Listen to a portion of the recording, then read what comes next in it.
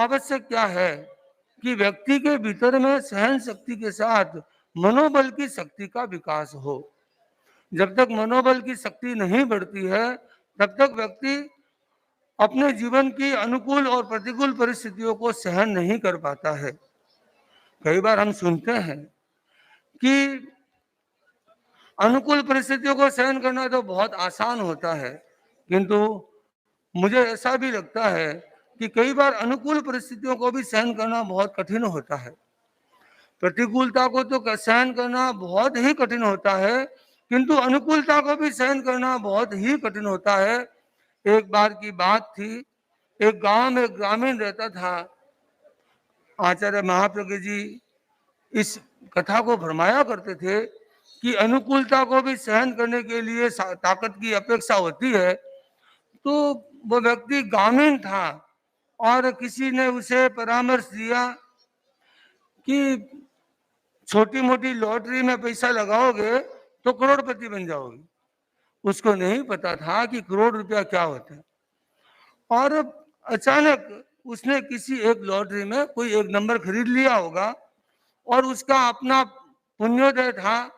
ये जरूरी नहीं है कि हर कोई लॉटरी में पैसा लगाए वो करोड़पति बन जाए। वहां पे भी कहीं न कहीं भाग्य का बिंदु काम करता है और पुण्य का बिंदु काम करता होगा। तो उसने भी एक रुपया कुछ इन्वेस्ट किया और एक समय आया उसके अचानक 1 करोड़ रुपए का उसको लाभ प्राप्त हुआ। तो जिसे भी ज्ञात हुआ कि उस व्यक्ति के नाम पर लॉटरी खुली है, तो उसने सोचा वो गांव का आदमी समझेगा कि नहीं समझेगा, क्या होगा। तो उसने कहा चलो मैं जाके ही बता देता हूँ कि तुम्हारे क्या होने वाला है। तो उसने गया, उसने कहा कि भाई तुमने लॉटरी ली थी कि हाँ, कि तेरे को यदि 1000 रुपया मिल जाए तो बहुत अच्छा है, मैं तो बहुत खुश हूँ। तेरे को यदि लाख रुपया मिल जाए तो फिर और क्या चाहिए मेरे को इतना बहुत ज्यादा है। तो उसने देखा कि व्यक्ति बहुत सम है तो उसको कुछ बताने में दिक्कत नहीं है।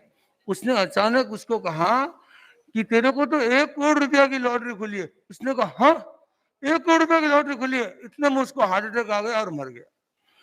कारण क्या हुआ कि बहुत अनुकूल परिस्थिति थी लेकिन भीतर में उतनी भी सहन करने की ताकत नहीं थी।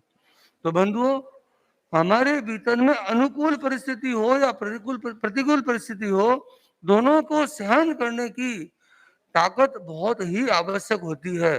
और उसके लिए हमारे सहन करने की शक्ति बढ़ाने के लिए हमको हमारे विचारों की शक्ति बढ़ाना बहुत जरूरी है। जो आज हम जो लोग सत्संग सुनते हैं, प्रवचन सुनते हैं, संत सत्यों की उपासना में रहते हैं, उसका मुख्य बिंदु क्या होता है कि साधु साधियों की उपासना में बैठकर या आचार्य प्रवर का प्रवचन सुनकर हम हमारी विचार की शक्ति को बढ़ाएं। विचार इतना बड़ा हो या निर्मल हो जिससे हम हर परिस्थिति को समभाव से सहन कर सकें, समभाव से झेल सकें कि जीवन में अनुकूल ही परिस्थितियां प्राप्त होगी, यह संभव नहीं है। मैंने कल ही आचार्य श्री महाप्रज्ञ जी की पुस्तक का मैं पढ़ रहा था, तो आचार्य प्रवर ने उसमें लिखा कि निर्ग्रंथ किसे कहते हैं।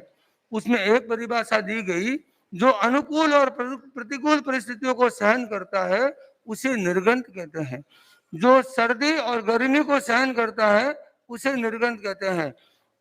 सर्दी अनुकूल परिसर है और गर्मी प्रतिकूल परिसर है। दोनों ही परिसरों को जो समभाव से सहन करे वह व्यक्ति जीवन में विकास कर सकता है।